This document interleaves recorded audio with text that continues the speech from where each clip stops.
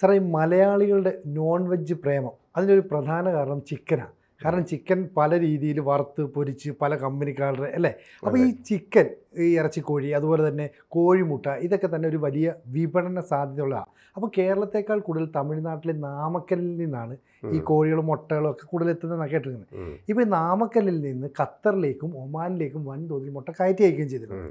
ഇപ്പോൾ പറയുന്നു ആ രണ്ട് രാജ്യങ്ങളും ഇന്ത്യയിൽ നിന്നുള്ള മുട്ടകൾക്ക് ബാൻ ചെയ്യുന്നു, അല്ലെങ്കിൽ തമിഴ്നാട്ടിൽ നിന്നുള്ള മുട്ടകൾ ബാൻ ചെയ്യുന്നു. അതെ അതെ അതെ. വലിയ നഷ്ടമാവില്ലേ? ഇന്ത്യ ഗവൺമെൻറ്റിൻ്റെ പിന്നെ ചില ഉൽപ്പന്നങ്ങൾ, പ്രത്യേകിച്ച് ഈ കോഴിമുട്ടയുടെ കാര്യമാണ് ഏറ്റവും പുതുതായിട്ട് വന്നത്. ഒമാനും ഖത്തറും നേരത്തെ തന്നെ ബാൻ ചെയ്യാനായിട്ട് തീരുമാനിച്ചിരുന്നു. ഇന്ന് കോഴിമുട്ട ബാൻ ചെയ്തു.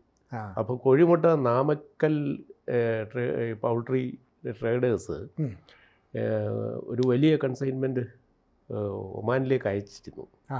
അപ്പോൾ അതിപ്പം അവിടെ എത്താതെ ഇടയ്ക്ക് കുടുങ്ങി കിടക്കുകയാണ്. അവർ ആ ബാൻ നിലവിൽ വന്നതുകൊണ്ട് അത് സ്വീകരിക്കുന്നില്ല. വലിയ ലോഡായിരിക്കില്ലേ? അത് ഏകദേശം 15 കോടി രൂപയുടെ ഉൽപ്പന്നങ്ങൾ കെട്ടിക്കിടക്കുന്നു എന്നാണ്. അപ്പോൾ നാമക്കലിൽ നിന്ന് ഈ ട്രേഡേഴ്സിൻ്റെ ഒരു നേതാവ് സ്റ്റേറ്റ്മെൻറ്റായിട്ട് വന്നിട്ടുണ്ട്. പെട്ടെന്ന് ഇതൊരു ഇന്ത്യയുടെ പിന്നെ ഈ കാർഷിക ഉൽപ്പന്ന വിപണന മേഖലയിൽ, കയറ്റുമതി ഈ മേഖലയിൽ ഇതൊരു വലിയ തിരിച്ചടിയാണ്.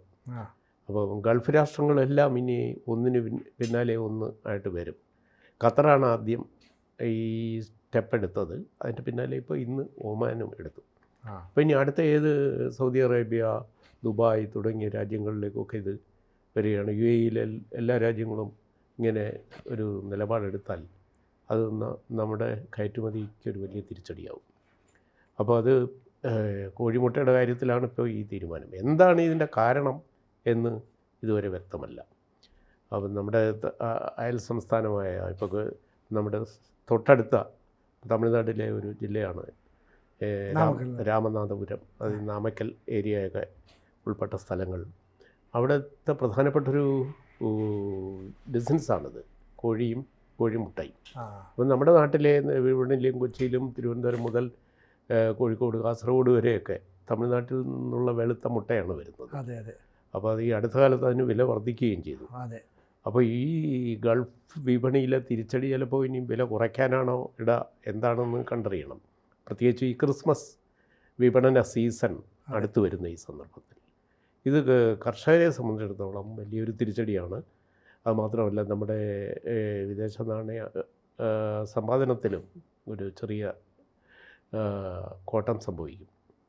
അതിനേക്കാൾ ഉപരി കർഷകരുടേതാണ് പ്രധാന പ്രശ്നം. അപ്പോൾ ഇതിനെ ഗവൺമെൻറ് എങ്ങനെ അഡ്രസ്സ് ചെയ്യുന്നു എന്ന് നമുക്ക് കേന്ദ്ര വാണിജ്യ മന്ത്രാലയം ഇതേവരെ പ്രതികരിച്ച് കണ്ടില്ല. വാർത്ത ഇന്ന് വന്നതേ ഉള്ളൂ. അപ്പോൾ ഇത് വലിയൊരു പ്രശ്നമായി നമ്മൾ നേരിടേണ്ടി വരും. സാർ, ഇപ്പോൾ തമിഴ്നാട്ടിലെ DMKയുടെ MP ഉണ്ട്, KNR രാജേഷ് കുമാർ. അദ്ദേഹം ഈ വിഷയം ഇപ്പോൾ രാജ്യസഭയിൽ ഉന്നയിച്ചിട്ടുണ്ട്. അതായത് 15 കോടിയുടെ മുട്ടകളാണ് കെട്ടിക്കിടക്കുന്നത്. അപ്പോൾ ഒമാനും ഖത്തറും എന്തുകൊണ്ടാണ് ഈ നാമക്കല്ലിൽ നിന്നുള്ള മുട്ട റിജക്റ്റ് ചെയ്തതെന്ന് പറയുന്നില്ല. അപ്പോൾ ഇന്ത്യൻ മുട്ടകൾക്ക് അവിടെ വിപണി, ഈ മുട്ടയെന്ന് പറയുമ്പോൾ ഒരു പരിധിക്ക് അപ്പുറത്തേക്ക് സൂക്ഷിച്ചു വെക്കാൻ പറ്റില്ല, ചീത്തയായി പോകുമല്ലോ. മാത്രമല്ല ഇപ്പോൾ സാറ് പറഞ്ഞ പോലെ ഇപ്പോൾ മുട്ടയ്ക്ക് നേരത്തെ നമുക്ക് 5-5.5 രൂപയ്ക്കൊക്കെ കിട്ടുന്നത്, ഇപ്പോൾ 7-7.5 രൂപയും വരെയായി. അപ്പോൾ ഈ ക്രിസ്മസ് സീസൺ വന്നപ്പോൾ മുട്ടയുടെ വില വർദ്ധിക്കുകയും ചെയ്തു. അപ്പോൾ ഒറ്റയടിക്ക് ഈ ഒരു തീരുമാനം അവർ എടുക്കുമ്പോൾ ഇന്ത്യക്ക്, പ്രത്യേകിച്ച് ഈ നാമക്കലിലെ കർഷകർക്ക്, ഈ മുട്ടക്കോഴി കർഷകർ എന്ന് പറയുന്ന ഒരു വലിയ വിഭാഗം ഉണ്ടല്ലോ, അപ്പോൾ അവർ ഈ പറയുന്ന കേരളത്തിൽ ഉൾപ്പെടെ ഇത് കൊണ്ടുവരുമ്പോൾ അവരുടെ ട്രാവൽ എക്സ്പെൻസും എല്ലാം കൂടെ മീറ്റ് ചെയ്യുന്ന രീതിയിലല്ല ഒരു വില നിശ്ചയിക്കുന്നത്.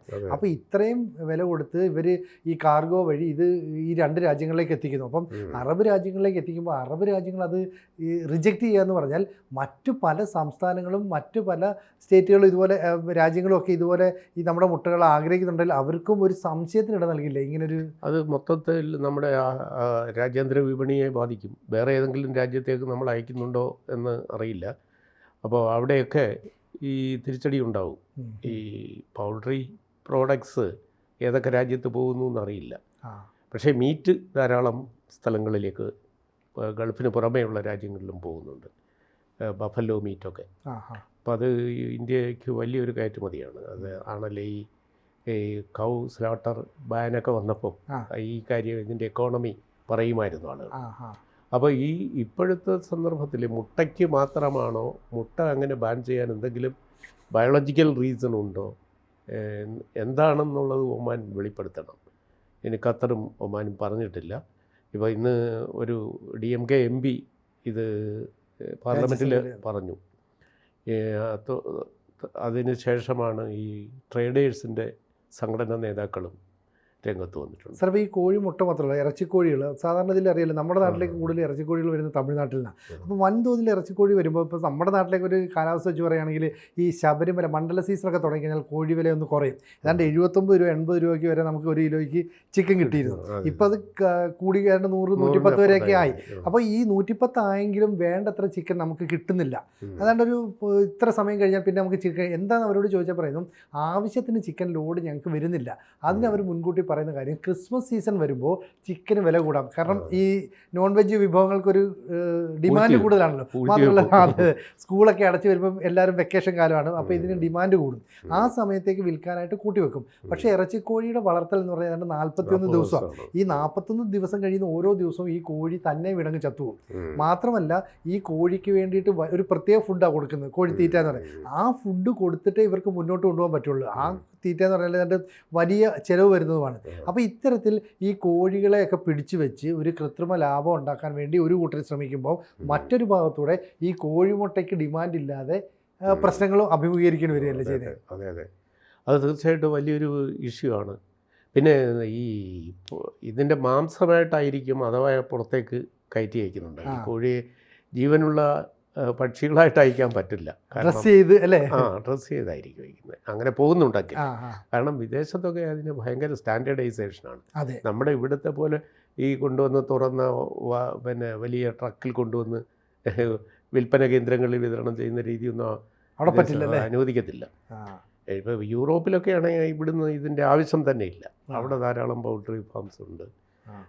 അവർക്ക് മിൽക്ക് പ്രോഡക്ട്സും പിന്നെ ഇതുപോലെ മീറ്റും വലിയ ഉൽപ്പാദന സൗകര്യമുള്ളതാണ്, പ്രത്യേകിച്ച് യൂറോപ്പിലെ എല്ലാ രാജ്യങ്ങളിലും. അപ്പോൾ അത് നമ്മുടെ ഏഷ്യൻ രാജ്യങ്ങളിൽ നിന്നും ഇത്തരം പ്രോഡക്ട്സ് അവിടെ തൽക്കാലം ആവശ്യമില്ല. അതേസമയം ഇത് നമ്മൾ മിഡിൽ ഈസ്റ്റിലെ പോകും ധാരാളമായിട്ട്. അത് ഗൾഫിൽ വലിയ വിപണിയാണ്. അത് കാരണം അവിടുത്തെ ഈ ഇന്ത്യൻ പോപ്പുലേഷൻ ധാരാളമുണ്ട്, കൂടാതെ അവിടുത്തെ നേറ്റീവ്സ്. അപ്പോൾ നമ്മൾ നാടൻ ചിക്കൻ കിട്ടട്ടെ എന്ന് മലയാളികളടക്കം ചിന്തിക്കും. പിന്നെ കാരണം പിന്നെ ഇവിടുത്തെ പശ്ചിമേഷ്യയിലെ കാലാവസ്ഥ അവിടെ ഈ പക്ഷികളെ ഇങ്ങനെ വളർത്താൻ പറ്റുന്ന തരത്തിലല്ല. അപ്പോൾ അതുകൊണ്ട് ഈ വൈറ്റ് ലഗോൺ അതുപോലുള്ള ഇറച്ചിക്കോഴികൾ അതിൻ്റെ മാംസവും മുട്ടയും അവിടെ ആവശ്യമുണ്ട്. അതിന് എന്തുകൊണ്ടിപ്പോൾ ഒരു ബാൻ വന്നു എന്ന് വേറെ ഏതെങ്കിലും രാജ്യത്ത് നിന്ന് അവർക്ക് വല്ല ഓഫറും വന്നോ? ഇപ്പോൾ ശ്രീലങ്ക, ഫിലിപ്പീൻസ് തുടങ്ങിയ രാജ്യങ്ങൾ നമ്മുടെ വിപണിയുമായിട്ട് മത്സരിക്കാനൊക്കെ ശ്രമിക്കുന്ന രാജ്യങ്ങളാണ്. അപ്പോൾ എന്തുകൊണ്ടിപ്പോൾ ഈ തിരിച്ചടി വന്നു എന്നുള്ളത് കാര്യം ഇനി അറിയാനിരിക്കുന്നതേ ഉള്ളൂ. ഇപ്പോൾ പാർലമെൻറ്റിൽ സംസാരിച്ച അംഗമോ ഇതിൻ്റെ ട്രേഡേഴ്സിൻ്റെ നേതാക്കളോ ആ കാര്യം പറഞ്ഞിട്ടില്ല. ഇന്ത്യ ഗവൺമെൻറ്റിൻ്റെ ശ്രദ്ധയിൽ ഇത് കൊണ്ടുവരാനും ഇതിൻ്റെ പരിഹാരം പിന്നെ ഡിപ്ലോമാറ്റിക് തലത്തിൽ ഉണ്ടാക്കാനുമാണ് അവർ ശ്രമിക്കുന്നത്. കൂടുതൽ കാര്യങ്ങൾ ഇതിനെ കുറിച്ച് ഇനി പുറത്തു വരാനിരിക്കുന്നേ ഉള്ളൂ. ശരിക്കും സാർ, ഈ നാമക്കൽ എന്ന് പറയുന്ന മേഖലയിൽ ഈ പറയുന്ന തമിഴ് വംശം, അപ്പോൾ അവരുടെയൊക്കെ എന്ന് പറഞ്ഞാൽ ഒരു ദിവസ വരുമാനം കൊണ്ട് ജീവിച്ച് മുന്നോട്ട് പോകുന്ന ആൾക്കാരാണ്. അപ്പോൾ അവർക്ക് ഈ പറയുന്ന കോഴി മുട്ടയിടുന്നു, ആ മുട്ട കുറച്ച് നമ്മുടെ നാട്ടുകളിലേക്ക്, അതായത് കേരളത്തിലേക്ക് നല്ലതായിട്ട് വരുന്നുണ്ട്. ഒപ്പം തന്നെ അതിൽ തന്നെ കുറച്ചുകൂടി നല്ല, ഇപ്പോൾ ഈ നമ്മൾ സാറ് പറഞ്ഞ പോലെ വളരെ വൃത്തിയുള്ള രീതിയിലൊക്കെ മുട്ട വേണമല്ലോ. അപ്പോൾ നമുക്ക് കിട്ടുന്ന മുട്ട പുറത്ത് കുറച്ച് കാഷ്ടമൊക്കെ ഇടുന്ന ഒരു വൃത്തിയൊന്നും ഉണ്ടാവണമെന്നില്ല. അപ്പം ഈ പറയുന്ന ഗൾഫ് രാജ്യങ്ങളിലേക്ക് അടക്കം കയറ്റി അയക്കുമ്പോൾ ആ രീതിയിലുള്ള വൃത്തിയും സൂക്ഷ്മതയൊക്കെ ഉണ്ടാവും. ആ മുട്ടകളാണ് 15 കോടി രൂപയുടെ ഒരു ഉൽപ്പന്നം അല്ലേ വഴിയെ തങ്ങി നിൽക്കുന്നത്. അത് ഈ കർഷകർക്ക് എങ്ങനെ, എന്തായാലും ഇപ്പോൾ അവർ ഒമാനും ഖത്തറും റിജക്റ്റ് ചെയ്തു എന്നുള്ള കാര്യം ഉറപ്പാണ്. ഈ സാധനം ഇനി ഇവിടെ കൊണ്ടുവന്ന് ഇന്ത്യയിൽ വിൽപ്പന നടക്കുമോ എന്നുള്ളതും സംശയമാണ്. അങ്ങനെയാണെങ്കിൽ ഈ കർഷകർ ഒരു കടക്കണിയിലേക്ക് പോകുന്നതുകൂടി നമ്മൾ കാണേണ്ടി വരും അല്ലേ? തീർച്ചയായിട്ടും അത് കൃഷിക്കാർക്ക് തിരിച്ചടിയാണ്. ട്രേഡേഴ്സ് ബഹളം ഉണ്ടാക്കിയിട്ടുള്ളൂ, കൃഷിക്കാരുടെ വോയിസ് ഇനി വരാനിരിക്കുന്നേ ഉള്ളൂ. ഇതിൻ്റെ കാരണം സ്ത്രീകൾ ഏറ്റവും കൂടുതൽ ജോലി ചെയ്യുന്ന ഒരു മേഖലയും കൂടിയാണ് തമിഴ്നാട്ടിലെ. അപ്പോൾ അവിടെ ഇത് കർഷകരെ സംബന്ധിച്ചിടത്തോളം വലിയ തിരിച്ചടിയാണ്. അതേസമയം തന്നെ നമ്മുടെ കേരളത്തിലെ വിപണിയെ ഇതെങ്ങനെ ബാധിക്കും എന്ന് ഇനി അറിയില്ല. കാരണം ഇനിയിപ്പോൾ കൂടുതൽ മുട്ട കേരളത്തിലേക്ക് വരാൻ ഒരുങ്ങുകയാണെങ്കിൽ അപ്പോൾ ഇവിടെ ഒരു വിലക്കുറവ് സംഭവിക്കാനുള്ള സാധ്യതയുണ്ടാകും കൂടുതലായിട്ട് വരുമ്പോഴേ. പക്ഷേ തൽക്കാലം അത് ഈ ക്രിസ്മസ് വിപണി കഴിഞ്ഞേ അത് നമ്മളെ നമുക്ക് അനുകൂലമായി തീരാനിടയുള്ളൂ. കൂടുതൽ വാർത്തകളും വിശേഷങ്ങളും നിങ്ങളിലേക്ക് എത്താൻ ABC മലയാളം സബ്സ്ക്രൈബ് ചെയ്യുക, ബെൽബട്ടനും അമർത്തുക.